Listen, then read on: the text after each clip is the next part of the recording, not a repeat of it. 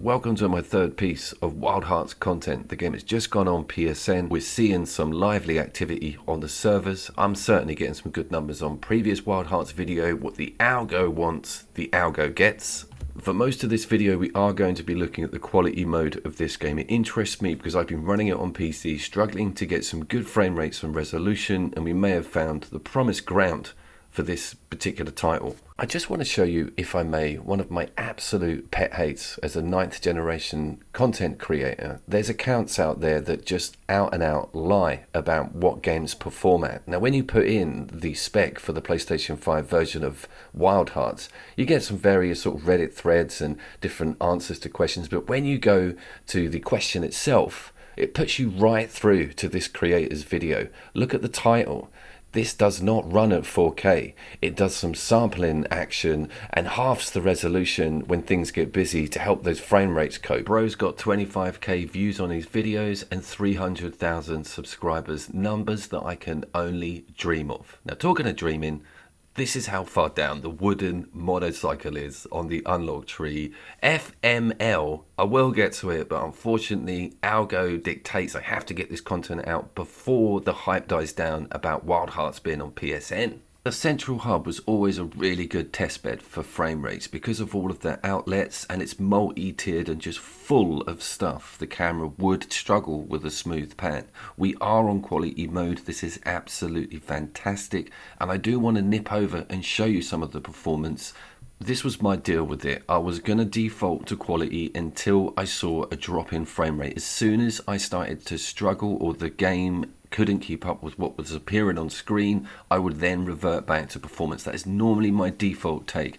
Absolutely stellar frame rates and performance the whole time I'm in the quality mode. I didn't feel for 1 second that I needed to lower that resolution to 1080p and step up to 60 frames per second. That was the default mode for my PC playthrough of the game, which is on the previous video. I thoroughly recommend a look at this game in 60 FPS because it's pretty amazing, but it's this high resolution I'm after. These worlds are brilliant. These maps are up there with Monster Hunter World's detail, indigenous creatures, beautiful days and nights and reflections, and just activity everywhere. What a joy to see this game finally on a decent sized monitor and not worry about those frames dipping below 30 frames per second.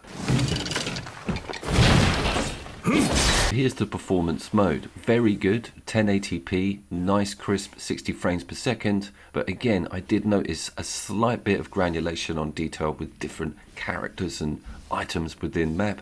I was much happier pushing that resolution up and going with those 30 frames per second. With an action ARPG like this, you'd think 30 FPS would be a bit of a nightmare, but it so handles it because it's locked. And that, I think, is the key to this, is there's no fluctuation, regardless of what's happening to you on the screen.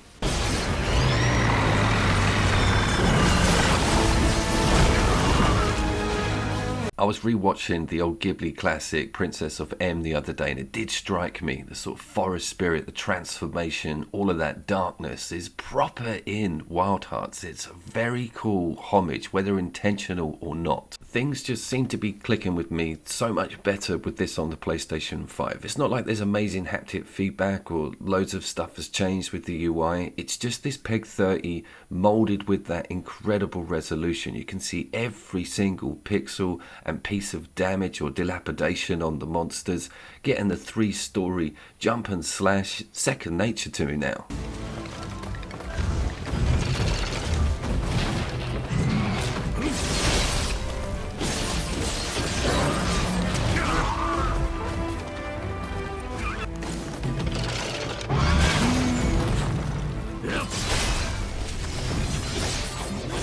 On this particular profile, I don't have access to that email the EA wants you to confirm to be able to get online. So all of this is strictly offline footage, which I think's handy. And talking of being handy, I wanted to mention the weapon system. With this game, you unlock them incrementally. You've got like 4 to start with, but the full set requires you to play through that campaign to open them up. So discovering new weapons and learning them is a major aspect and incentive. I have just got my head around how to work that bow properly, and it is OP. I swear down, the bow is OP.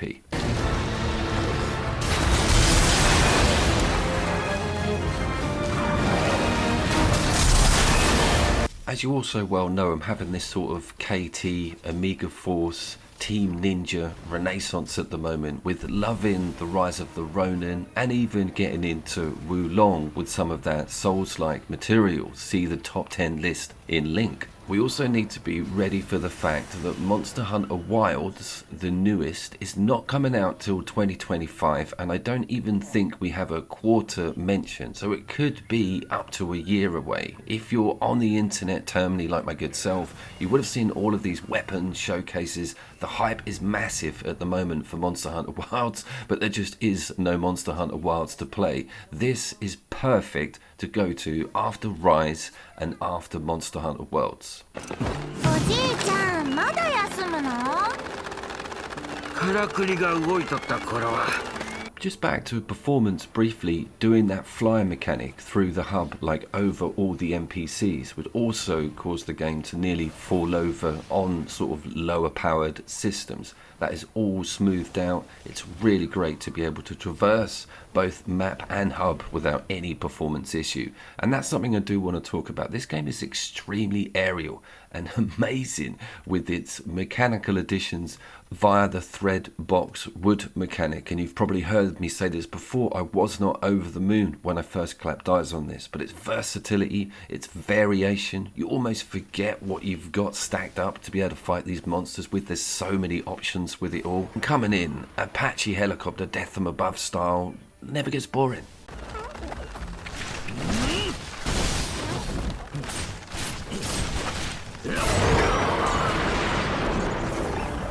This is footage of the Parasol, which is one of the earlier weapons that is unlocked to you. Now it has a parry on R2. For me, it's a ridiculously difficult window to grab hold of, but if you get it, your meter goes up and you do more damage with your standard attack, and you also see the whole thing light up, spin round. It's such an amazing weapon. It's almost like the insect glaive with its bouncing in the air, coming back off the monster and going in again for another launch of attacks. I am also going to talk about that goddamned ape and its crazy end phase. You get such a small window to deliver attacks that going to other aerial weapons and not being on the ground is a massive advantage. You will find out that the hard way, but just for this particular guy, just for right at the end of his tenure as a boss, he becomes unbelievably frantic. やりましたね。そうだな。 Just keeping on the subject of the aerial maneuverability, this does feel a little bit more like Rise for me, with its freedoms and the different weapon types against that wirebug mechanic. This is a very liberating Monster Hunter clone and probably one of the best on the market for me. And sticking on that thread mechanic, a little bit like the Helldivers 2 thing, you have your stratagems listed, you can see the directional buttons. With this, they're nowhere on screen, and you really have to remember the inputs, and the better the wooden box thing that you're going to make is, the more complicated the input will be. I know you can pause the game and go and look in the tutorials and remember it all, but that's not fun. This game comes with actual muscle memory, which is going to take a while for me. The simple stuff, easy, couple of button inputs, but when it starts coming up to the really complicated, cool stuff, you do need to get some practice in, particularly doing it in a panic as well.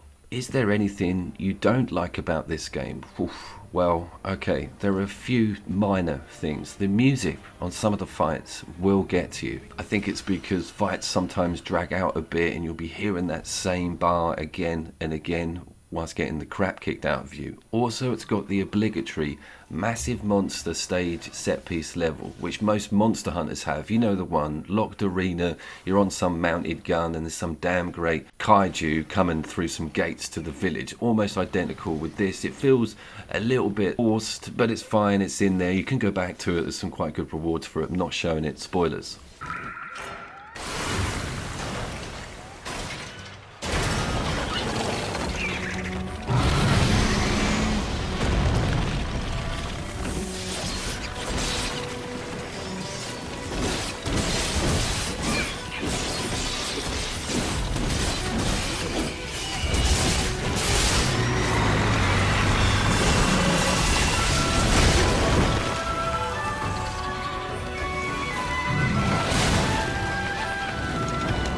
Talking of spoilers, here's one of the weapons that you unlock, maybe 5 to 6 hours within that campaign, and it's like a metamorphosizing lance that if you catch the change button right, you get a little bit of damage and then it turns into something. I am currently donning that lava ape mask. Everyone should go full gimp chimp. Hashtag gimp chimp. The best early fights in the game for me, and I didn't clock the element system too well. You can actually build little fire sticks near the monsters and then you can whack them within your radius and get some ignition maybe on the monster. The chances of that increase. You can up the ante on getting that particular element boosted, but it's very cool, and somehow I just missed it first time round.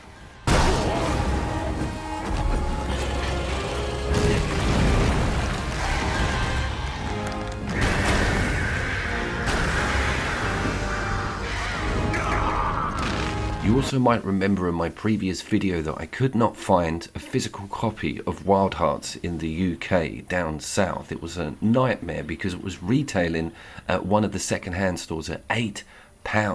That's a third of the cost of Sunbreak, which is Monster Hunter Rise DLC. This is a damn great AAA entire game. I know it's free on PSN at the moment, but I recommend picking this up physical. I know those servers have got the sword of Damocles over them, but for some reason there seems to be some sort of new push on this game, particularly with it coming on store for free. I think we're going to see loads of engagement on the micros. The guys at EA Originals might think, let's leave these servers on for a good couple of years. I'm also really happy that it's a top quality 9th generation console version of the game. You might know my previous content. I would normally open with an Alex Jones meme, as the game I'm playing on my medium PC is performing loads better than a PlayStation 5 boosted equivalent. Have a look at the Dragon Age Inquisition for direct evidence of that. Same thing happened with Prey. There's even Mafia Definitive Edition. There's only 2K on the PlayStation 5. That's gone on Game Pass. Expect content on that looking stunning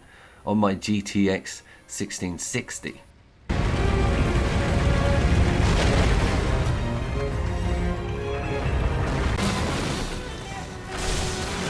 So this is why I'm glad, this is why I'm happy, and it's also given me an opportunity to start looking into mid and late game on this awesome Monster Hunter clone. Download this on the old PSN network. You've got it on extra. Rope some mates in. I want to hear what those servers are like. They may even get too busy and fall over. That would be absolutely excellent. There was still some really awesome activity when I was looking at this 3 or 4 months ago, even over on the PC side. What other awesome game has gone onto PSN with patch local co-op? Yes, Cult of the Lamb. Check out my latest video.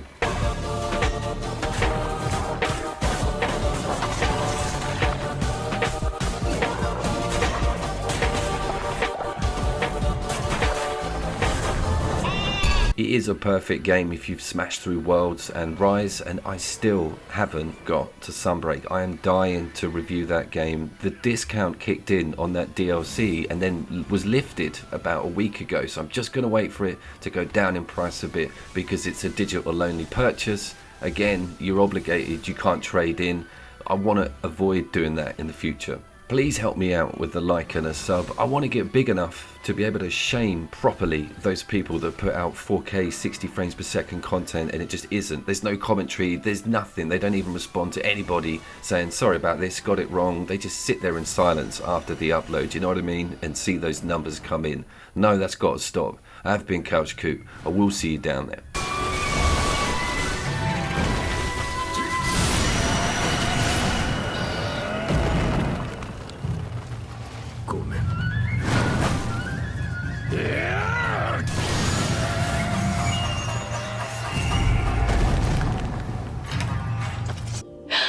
I'm getting your message. Are you getting mine? Let's find a club, book or something with creators. Be truth to power, keep an eye out for you silly racists. Come on.